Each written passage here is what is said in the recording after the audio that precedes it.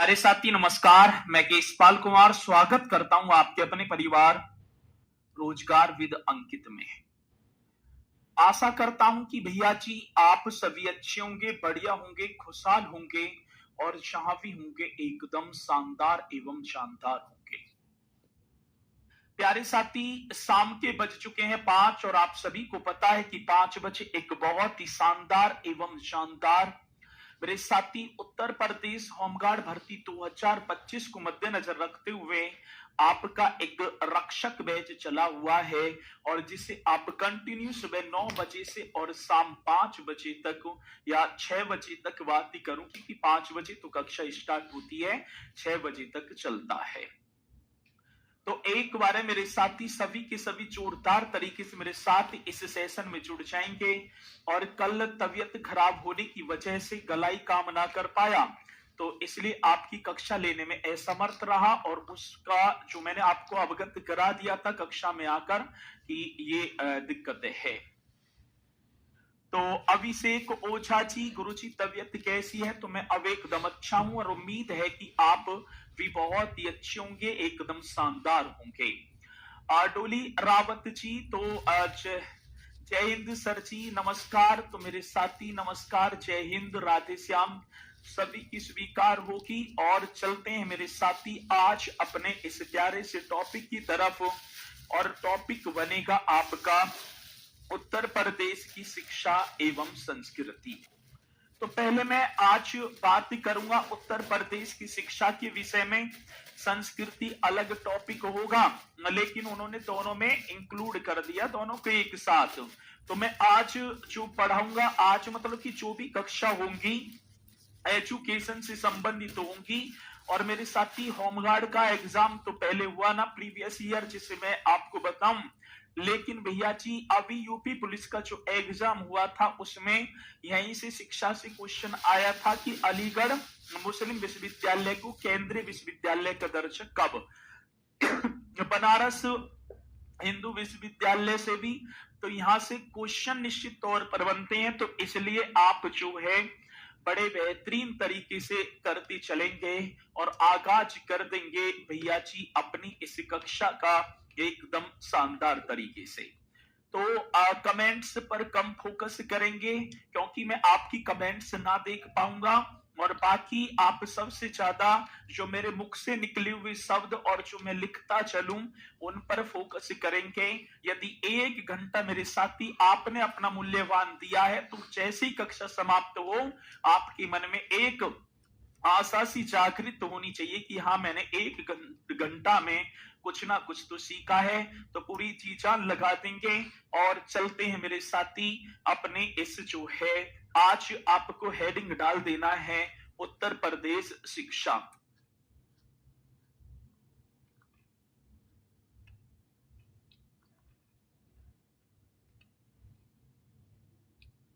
देखियो चलो जी आपको एक हेडिंग डाल देनी है भैया जी उत्तर प्रदेश जो है शिक्षा।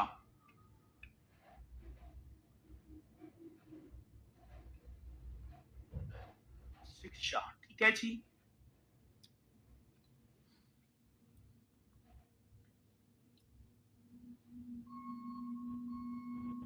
उत्तर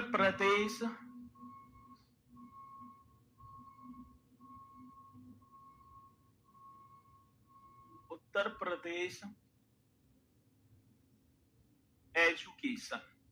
चलो अब इस टॉपिक को हम करेंगे बहुत ही बेहतरीन तरीके से। आज देखो शिक्षा की यदि बात की जाए तो शिक्षा के बिना तो असंभव सा ही है और शिक्षा किसी क्षेत्र अथवा समाज में मानव विकास के लिए देखो यदि हम देखें किसी क्षेत्र अथवा समाज में, आज आप भी समाज में रह रहे हैं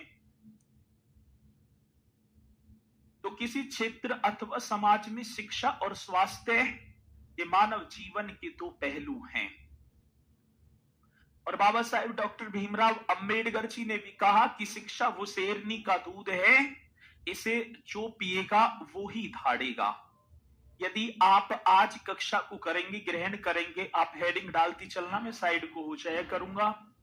बरसाती शिक्षा किसी भी क्षेत्र, समाज अथवा राज्य की रीढ़ होती है। आज यदि मैं शिक्षा की बात करूं तो शिक्षा किसी भी समाज हो, कोई क्षेत्र हो या राज्य, राज्य की मतलब की रीढ़, जैसे हमारे शरीर में रीढ़ की हड्डी होती है ना, ऐसी मेरे साथी शिक्षा होती है। और मैं बात करूं आज शिक्षा पर राष्ट्र का भविष्य भी टिका हुआ है। शिक्षा पर ही तो राष्ट्र का भविष्य टिका हुआ है सर जी। जितनी बढ़िया एजुकेशन होगी उतनी ही चीजें और डेवलपमेंट की तरफ चलेंगे। और शिक्षा व्यक्ति की सर्वांगीण विकास का प्रमुख साधन है। और शिक्षित व्यक्ति मेरे साथी राष्ट्र की आर्थिक व एक सामाजिक की भी बात करूं, सामाजिक गतिविधियों को मतलब कि भविष्य के लिए गतिविधियां प्रदान करता है। ठीक है, तो यहां से अब चलेंगे अपने, ये तो मैंने शिक्षा के बारे में बताया है। और सर जी एक क्वेश्चन पूछा जाता है कि 2011 की जो सेंसस हुई, सेंसस मींस जनगणना के अनुसार उत्तर प्रदेश की साक्षरता दर कितनी थी। यहीं से हमारी ये कक्षा स्टार्ट होगी, तो मेरे साथी आप बताते चलना और क्वेश्चन बनेगा तो निश्चित तौर पर बना देना। ठीक है, चलो वर्ष 2011 की जनगणना के अनुसार, जनगणना मीन्स क्या हो गए साथी, सेंसस, ऐसी कर देंगे। सेंसस के अनुसार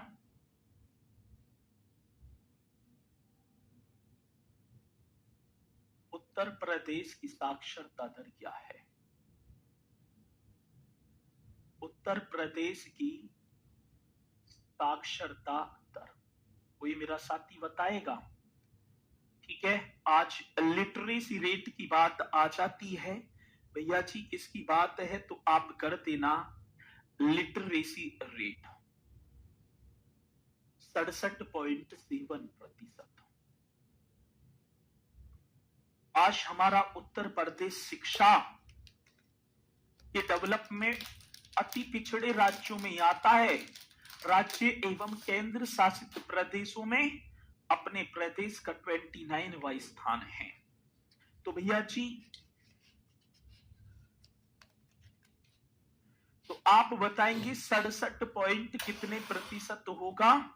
तो 67 मतलब 67.7%।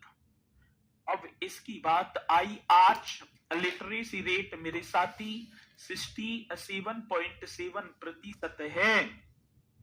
जिसमें हम देखें तो भैया जी एक इसमें क्या होगा, मेल, और एक मेरे साथी फीमेल भी होगा। एक क्या होगा तो आप बताएंगे, एक तो मेल होगा, इस तरीके से कर देना, और एक भैया जी फीमेल। अब कई बार क्वेश्चन आ जाता है कि मेल मीन्स पुरुषों की साक्षरता दर कितनी है, और मेरे साथी फीमेल। तो जब मेल की बात आई तो आप एकदम करेक्ट करेंगे 77.2%। भैया जी कितना, 77.2%। और फीमेल की बात आई तो 57.3%। ये आते हैं। ठीक है जी ना, उल्टा मतलब कि 3 तो होना चाहिए, 3%, और यहां पर कितना होगा 2%।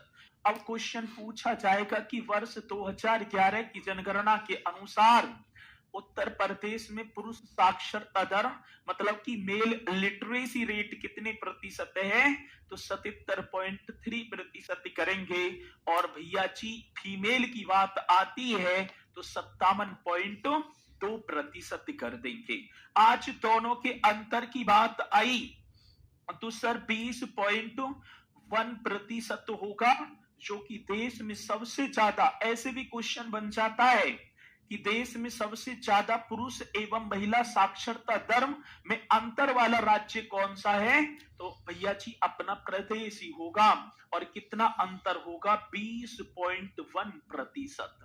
कहां पुरुष और कहां महिला। आखिरी बात समझ में, चलो बहुत बढ़िया। तो ये पॉइंट आपको बताना है। अब एक क्वेश्चन और पूछा गया, उत्तर प्रदेश का सर्वाधिक लिटरेसी रेट वाला जिला कौन सा है?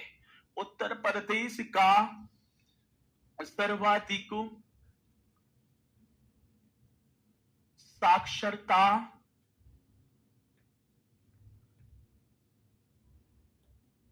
दर वाला जिला मीन्स क्या हो गया? डिस्ट्रिक्ट। कौन पहले बताएगा? जल्दी बताओ भाई, ये तो शायद मैंने आप सभी को बताया भी होगा। तो आप करेंगे सर्ची गौतम बुद्ध नगर। भैया जी कौन सी नगर की बात? तो एकदम करेक्ट कर देना, गौतम बुद्ध नगर। और गौतम बुद्ध नगर की साक्षरता दर होगी 80.1%। ये भी आपको बताना होगा, कितना? 80.1%। भैया जी ये आपका उत्तर प्रदेश का सर्वाधिक लिटरेसी रेट वाला जो डिस्ट्रिक्ट है उसका नाम क्या होगा? तो आप एकदम करेक्ट करेंगे, गौतम बुद्ध नगर। अब यही मैं यदि आपसे न्यूनतम की बात कर पाऊंगा तो कोई बताएगा कि न्यूनतम लिटरेसी रेट वाला डिस्ट्रिक्ट कौन सा है? तो आप एकदम राइट कर देना, श्रावस्ती। मेरे भैया जी कौन सा? श्रावस्ती। और श्रावस्ती की 46.7% लिटरेसी रेट होगी। आज यदि श्रावस्ती की बात होगी तो आप बताएंगे सर जी सर मेरा जवाब नहीं दे रहे हैं, ये तो रिकॉर्डेड क्लास है। भैया जी ये रिकॉर्डेड क्लास नहीं है, मैं लाइव ले रहा हूं, ठीक है? ये रिकॉर्डेड क्लास नहीं है। आगे बात समझ में? कह रहे हैं सर जी 20 पॉइंट नहीं समझ आया। मैंने ये बताया है कि 77.3 कितने हैं? मेल। ये लिटरेसी रेट है। और फीमेल की बात 57.2। 77.3 और 57.2 का जो अंतर है 20.1 ही तो आएगा। तो अब ऐसे भी क्वेश्चन बन जाता है कि उत्तर प्रदेश में पुरुष एवं महिला साक्षरता दर में कितना अंतर है? तो ये अंतर बताया है मैंने, इन दोनों का अंतर 20.1% है। ये है ना? अब बात होगी, ठीक है? चलो जी, अब दूसरी बात क्या है? यहां तक सही है। अब उत्तर प्रदेश का सर्वाधिक लिटरेसी रेट वाला डिस्ट्रिक्ट गौतम बुद्ध नगर, और न्यूनतम की बात होगी तो श्रावस्ती। अब किसी को कोई डाउट है? जब मैंने भैया जी एक आपकी जब डेमो कक्षा ली थी तो मैंने डेमो कक्षा में आप सभी को बताया था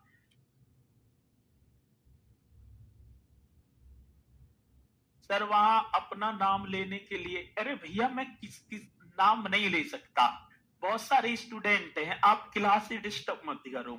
तो सर नाम, ये रिकॉर्डेड क्लास नहीं है, लाइव ही है, मैं लाइव ही चल रहा हूँ भैया, मैं लाइव चल रहा हूँ, ठीक है? चलो अब आगे बात समझ में ना।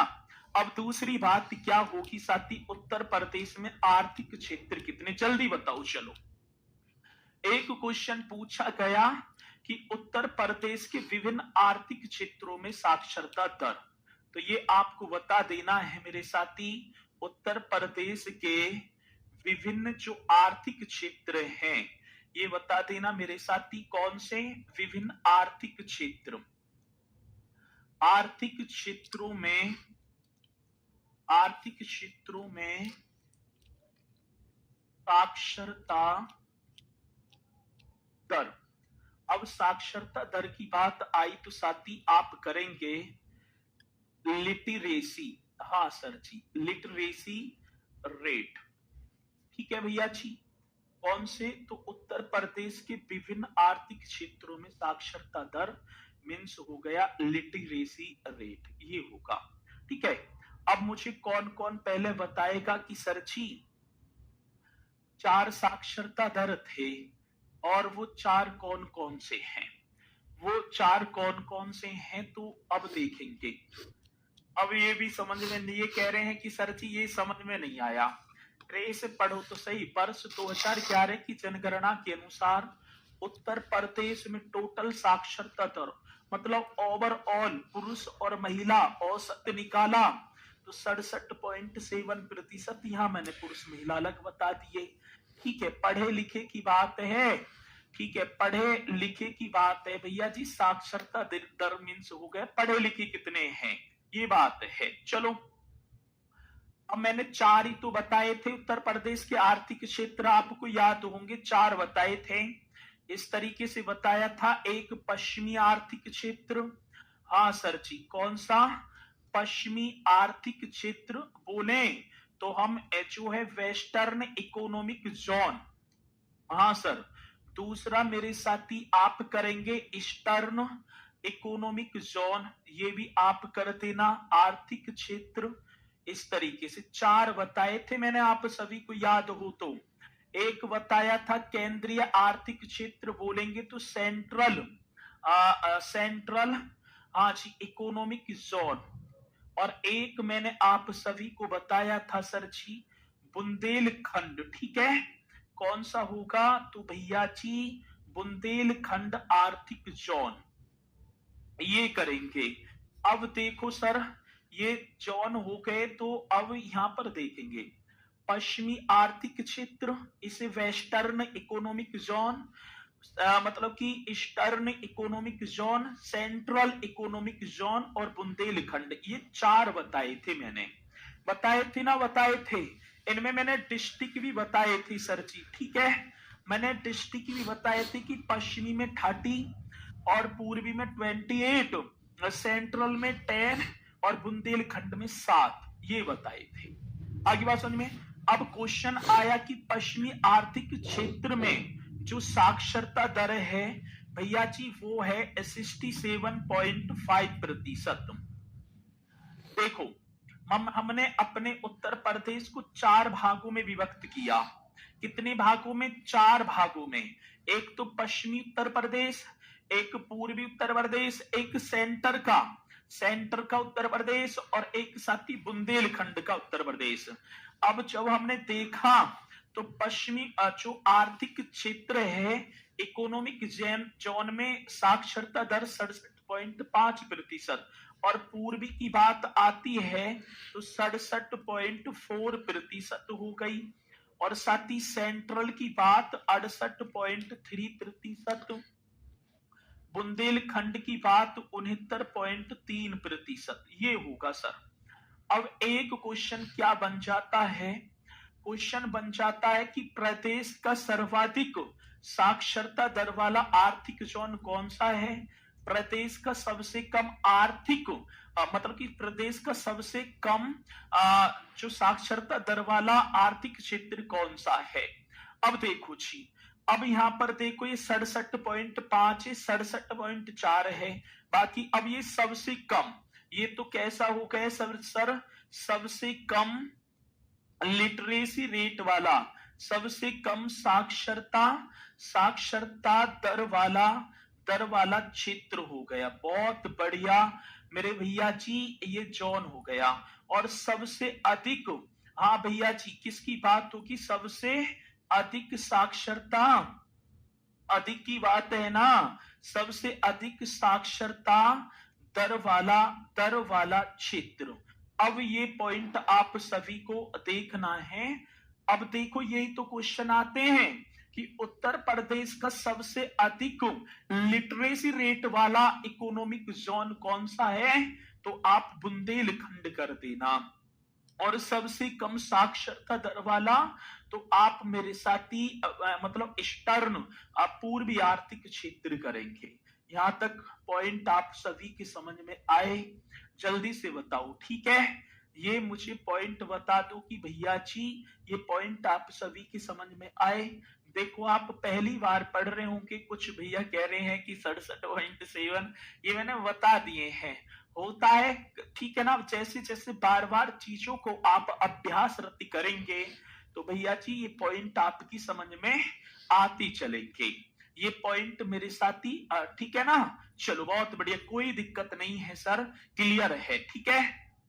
अब चलो आगे की बात होगी। अब देखो, एक बात तो हम देखेंगे, कहने का मतलब है कि प्रदेश में केंद्रीय विश्वविद्यालयों की संख्या कितनी है, ये चीज आपको बतानी है। एक छुटका सा क्वेश्चन आया, क्या क्वेश्चन था भैया जी कि प्रदेश की बात हो कि प्रदेश में सेंट्रल यूनिवर्सिटी, ये सबसे ज्यादा क्वेश्चन आता है कि प्रदेश में केंद्रीय विश्वविद्यालय कौन से, तो आप बताएंगे, एक सेकंड रुकेंगे।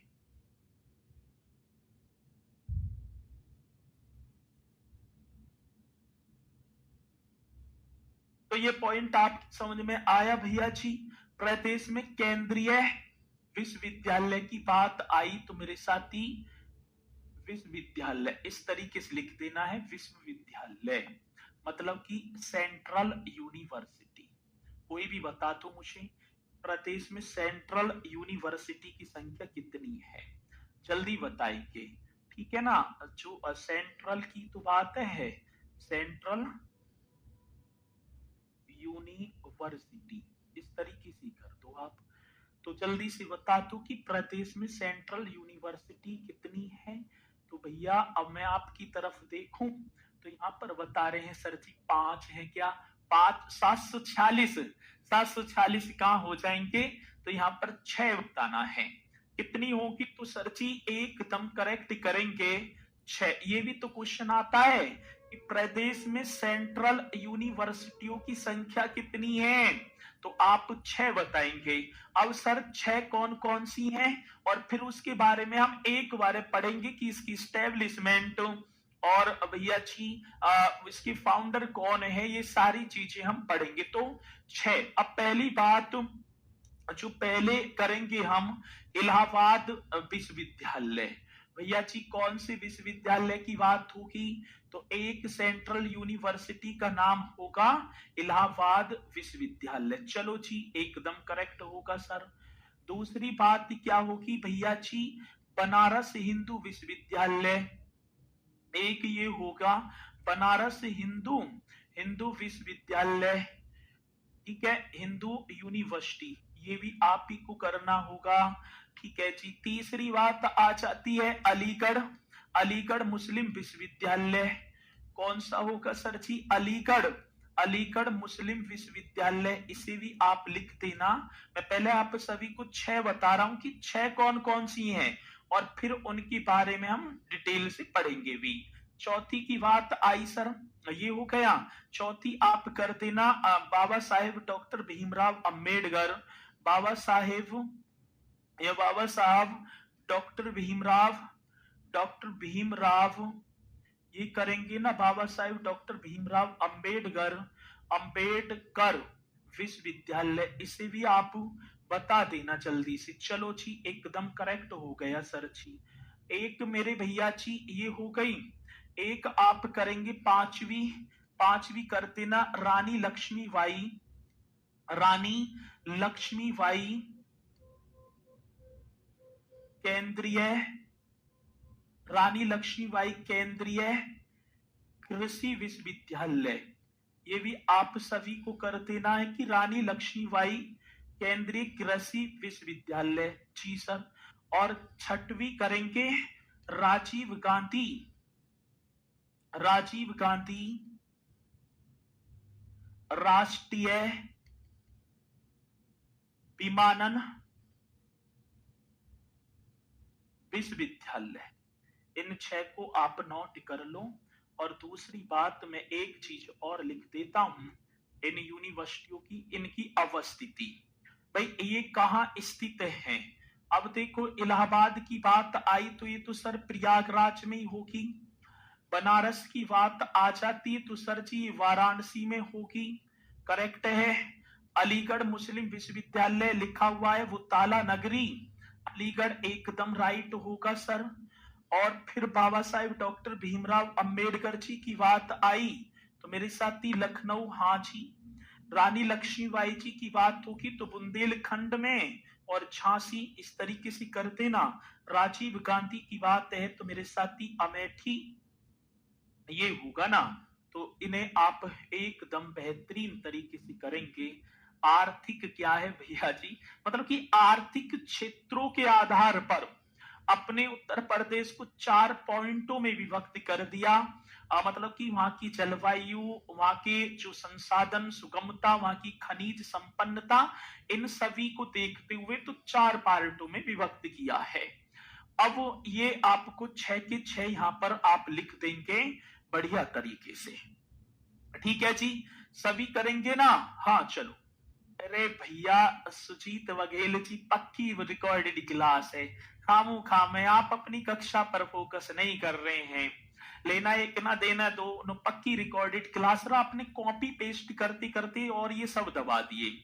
भैया जी आप अपने पढ़ाई पर फोकस करो, कोई रिकॉर्डेड क्लास नहीं है। पक्की जो है रिकॉर्डेड क्लास है, और ये रिकॉर्डेड क्लास है। तो ये अब माफी चाहूंगा एक चीज, ये रायबरेली करना, ये गलती से मुझसे हो गया, रायबरेली। ठीक है चलो जी, अब हम चलते हैं। पहले आपको सभी को दिखाई पड़ रहा होगा ये एक मानचित्र है। कोई मेरे साथी वाराणसी का रहने वाला होगा तो वो पक्का पूर्णतः है उन्होंने या तो पढ़े हो इस यूनिवर्सिटी से, या उन्होंने पक्की मेरे साथी मतलब पक्कम पक्का ये देखी भी होगी। ठीक है, तो ये आपका होगा साथी। किसकी बात कह रहे हैं? एक सेकंड रुकेंगे।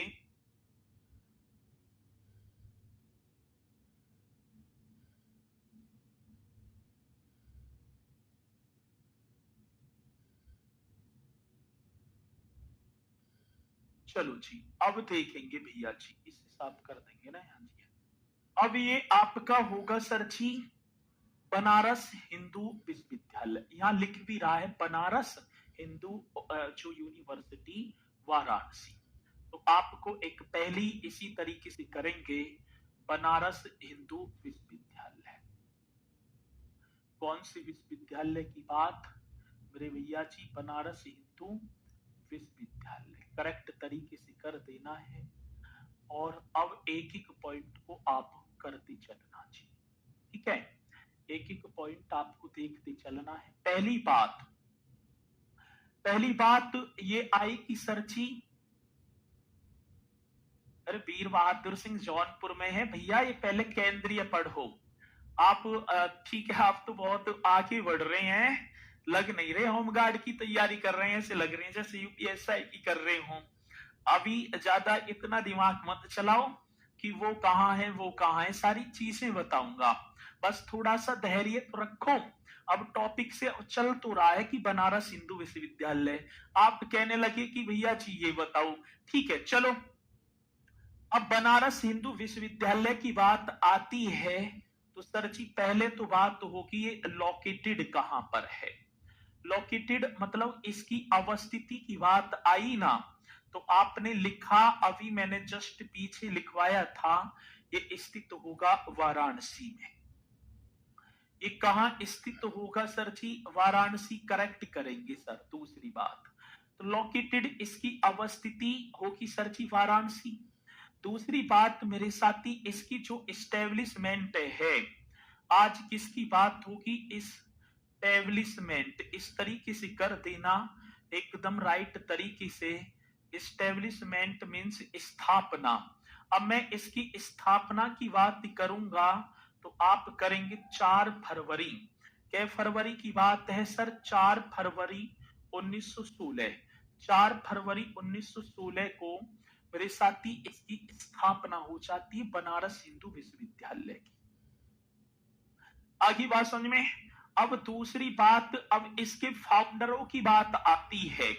सर बनारस हिंदू विश्वविद्यालय, इसके मतलब कि संस्थापक। अब संस्थापक शब्द जैसे ही आए तो आप एकदम राइट करेंगे सर जी फाउंडर। बहुत बेहतरीन क्वेश्चन होगा तो आप फाउंडर लिखेंगे पंडित मदन मोहन मालवीय। कौन होंगे सर जी? पंडित मदन मोहन मालवीय, नाम आपने सुना होगा जी सर, हमने बहुत जिन्हें महामना के नाम से जाना जाता है, पंडित मदन मोहन मालवीय। और साथ ही एक और इनके सहयोगकर्ता की बात होगी, सहयोगकर्ता तो आप एक बताएंगे एनी बेसेंट। ठीक है जी, श्रीमती एनी बेसेंट, राइट तरीके से कर देना, जिन्होंने इसकी स्थापना में मेरे साथी सहयोग दिया था। और किसका? तो पंडित मदन मोहन मालवीय जी का। Annie Besant. अब एक बार आप देखेंगे, ये आपको दिखाई पड़ रहे होंगे सर जी, ठीक है। एक ये पंडित मदन मोहन मालवीय जी हैं और ये श्रीमती एनी बेसेंट जी हैं। तो मैं आप पहचान लेना, यही होंगे पंडित मदन मोहन मालवीय, मदन मोहन मालवीय जी। आगे बात समझ में सभी के।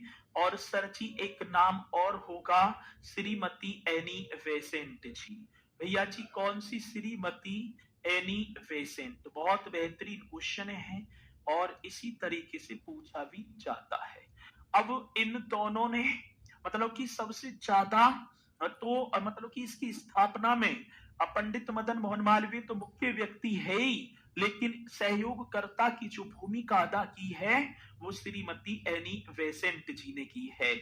और ये जो विश्वविद्यालय जो था ना, इसके जो मूल में एनी बेसेंट द्वारा संचालित तो अब जो स्थापित और संचालित सेंट्रल हिंदू कॉलेज की प्रमुख भूमिका रही थी। अब मैं बात करूं साथी, ये जो विश्वविद्यालय है, विश्वविद्यालय के मूल में, ठीक है, ये पॉइंट आपको लिख देना है।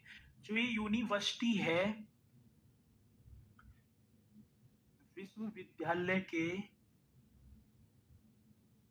मूल में एनी बेसेंट द्वारा स्थापित एवं संचालित, मतलब किसके द्वारा? एनी बेसेंट जी के द्वारा। तो विश्वविद्यालय के मूल में एनी बेसेंट द्वारा स्थापित और संचालित सेंट्रल हिंदू कॉलेज की, कौन से कॉलेज की बात होगी मेरे साथी? सेंट्रल हिंदू कॉलेज की प्रमुख भूमिका थी। भैया जी कौन सी भूमिका?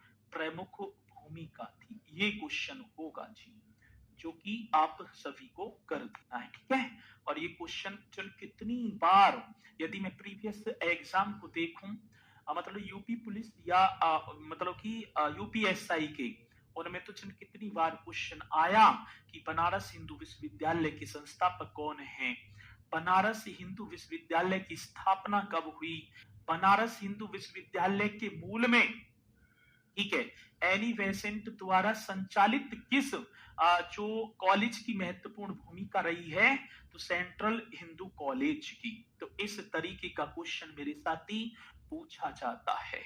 आज ये विश्वविद्यालय पूरा आपको दिखाई पड़ रहा है और साथ ही इस विश्वविद्यालय में 75 छात्रावास हैं।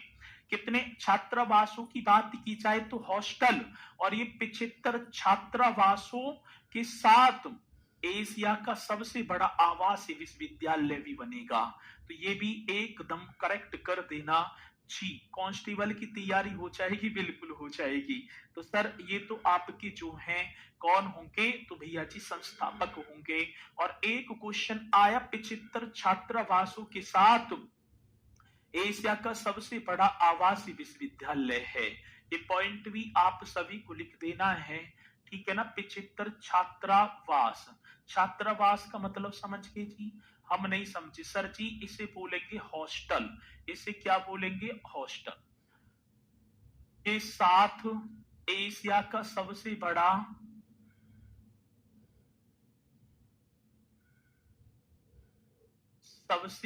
आवासीय विश्वविद्यालय है। आवासीय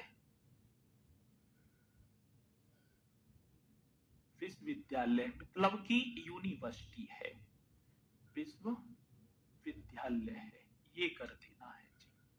आगे बात समझ में? भैया जी बहुत बेहतरीन क्वेश्चन होगा। तो 75 छात्रावास मीन्स हॉस्टल के साथ एशिया का सबसे बड़ा ये आवासीय विश्वविद्यालय है, ठीक है। ये पॉइंट आप सभी की समझ में आ रहे हैं या नहीं आ रहे? सर कल वाली क्लास का पीडीएफ क्यों नहीं डाला है? बहन जी कल वाली क्लास ही ना हो पाई, पीडीएफ उसी की तो डलेगी जब मैं कक्षा लूंगा। अब मैं कक्षा आज करवा रहा हूं तो इसकी पीडीएफ आपको मिल जाएगी। आखिरी बात समझ में? आवासीय का मतलब है रहने वाला, आपका आवास, आपका निवास स्थान, आवास मतलब कि रहने की जगह, ऐसे करना है। चलो जी, एकदम राइट होगा ना। और साथ ही एक क्वेश्चन और, इस विश्वविद्यालय का औपचारिक उद्घाटन, ये पॉइंट भी आप सभी को कर देना है। आज किसकी बात कह रहे हैं? औपचारिक उद्घाटन की बात होगी सर, करेक्ट तरीके से कर देना। विश्वविद्यालय का औपचारिक उद्घाटन कब होता है? औपचारिक उद्घाटन 13 दिसंबर 1921 को। हाँ सर, किसकी बात होगी? तो 13 दिसंबर की बात थी। 13 दिसंबर 1921 को प्रिंस ऑफ वेल्स के द्वारा, प्रिंस ऑफ वेल्स द्वारा ये होगा, प्रिंस ऑफ वेल्स द्वारा इसका औपचारिक उद्घाटन हो गया सर जी।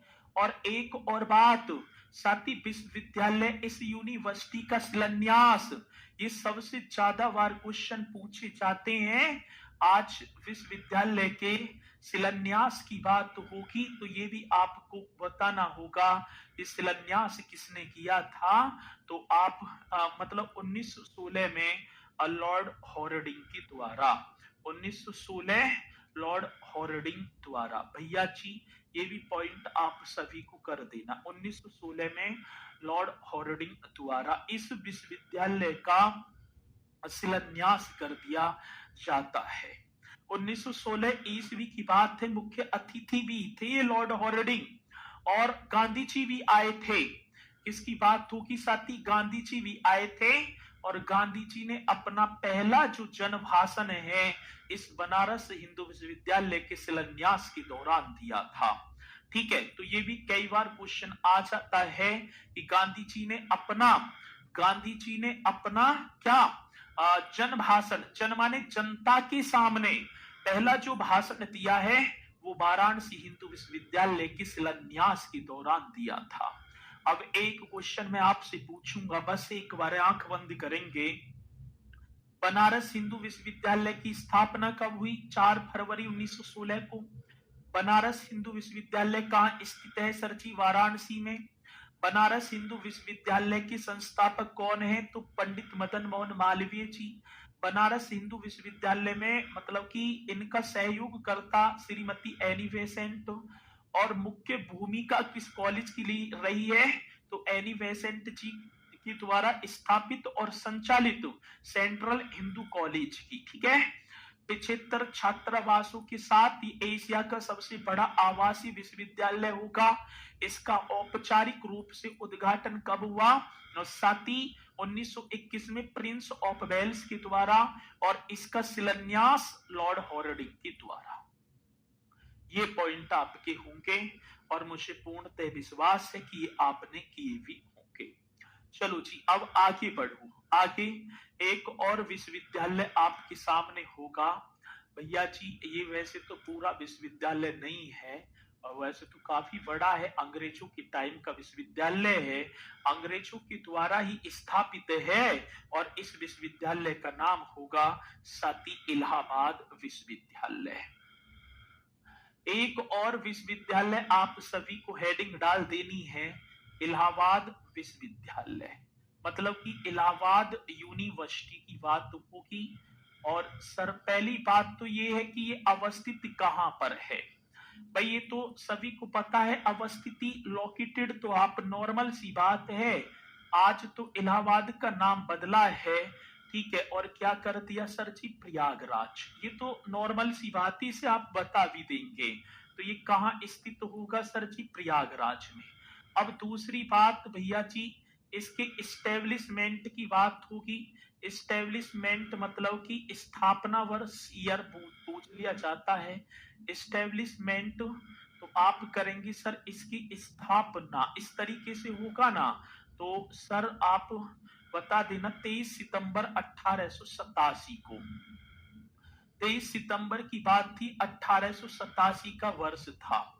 ये पॉइंट टू पॉइंट याद करते चलना है। और साथ ही देखा जाए तो ये प्रदेश का पहला विश्वविद्यालय था।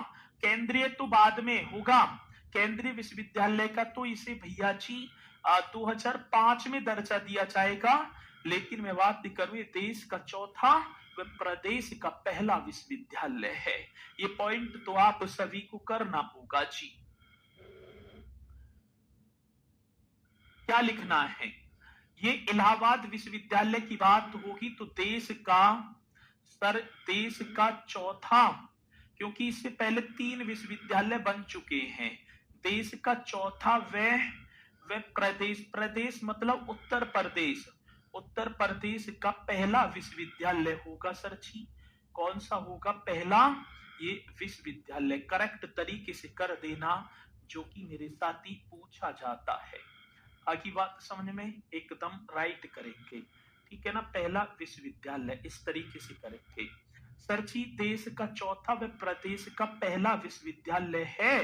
और एक और बात, ये जो है ना, ये ऑक्सफोर्ड जो यूनिवर्सिटी है ब्रिटेन लंदन में, उसी की तर्ज पर बनाया गया है। तो मेरे साथी इसका अदर नेम, इसे पूर्व का ऑक्सफोर्ड कहा जाता है। कितनी बार क्वेश्चन आया कि पूर्व का ऑक्सफोर्ड किस विश्वविद्यालय को कहा जाता है, तो इसके अदर नेम की बात है भैया जी। आज कौन सा नेम होगा? अदर नेम मीन्स अन्य नाम, और अन्य नाम आप करेंगे सर जी, अन्य नाम। हाँ जी, इसे पूर्व का ऑक्सफोर्ड कहा जाता है। बहुत बार क्वेश्चन आया ये। अभी यूपीएसआई में यूपी पुलिस में आया था कि पूर्व का ऑक्सफोर्ड किस विश्वविद्यालय को कहा जाता है? मेरे साथी, इलाहाबाद विश्वविद्यालय को। तो पूर्व का ऑक्सफोर्ड किसे कहा जाता है साथी? ये कहा जाता है इलाहाबाद यूनिवर्सिटी को।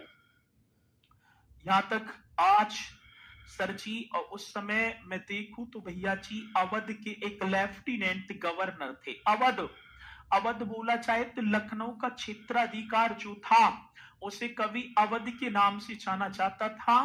तो सर विलियम म्योर अवध के एक लेफ्टिनेंट गवर्नर थे, और जिनका नाम था सर जी सर विलियम म्योर की देखरेख में स्थापित किया जाता है।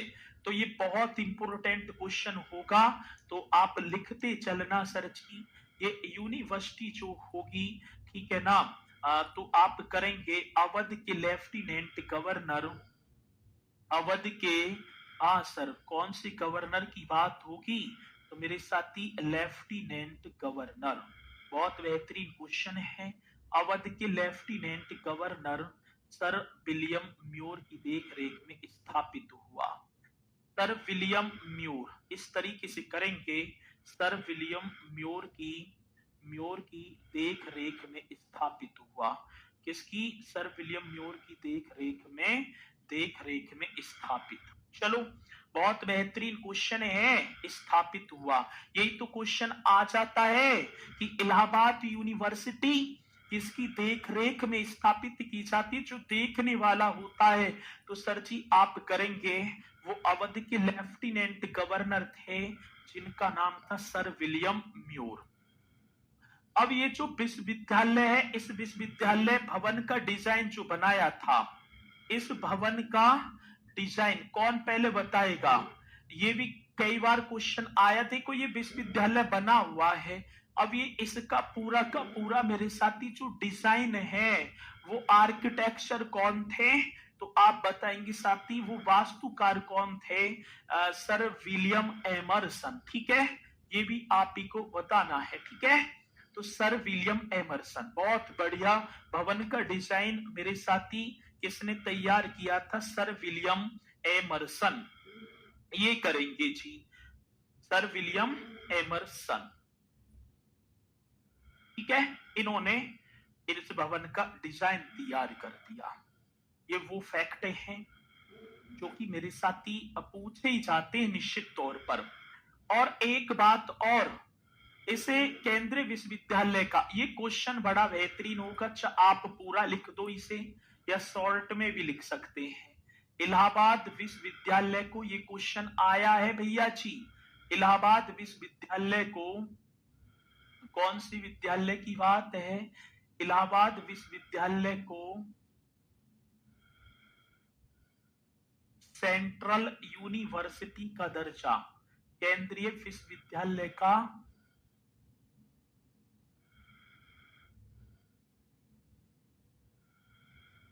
दर्जा कब प्रदान किया गया? आप लिख देना 2005 में। सर कब? 2005। एकदम करेक्ट आंसर होगा जी। तो इलाहाबाद जो यूनिवर्सिटी है इसे सेंट्रल यूनिवर्सिटी का दर्जा कब दिया जाता है? 2005 में। तो ये दो यूनिवर्सिटी आप सभी की हो गई भैया जी कंप्लीट।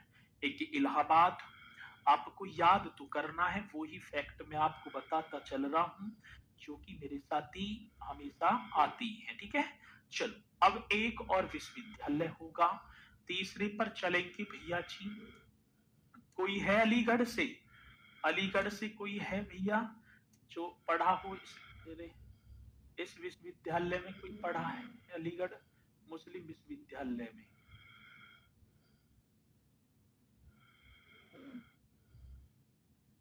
चलो जी, अब तीसरे यूनिवर्सिटी हो गया अलीगढ़ मुस्लिम विश्वविद्यालय। अलीगढ़